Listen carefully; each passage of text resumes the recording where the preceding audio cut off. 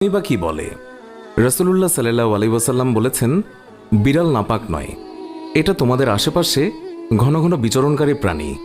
Abu দাউদ ৭৫, তিরমিজি ৯২।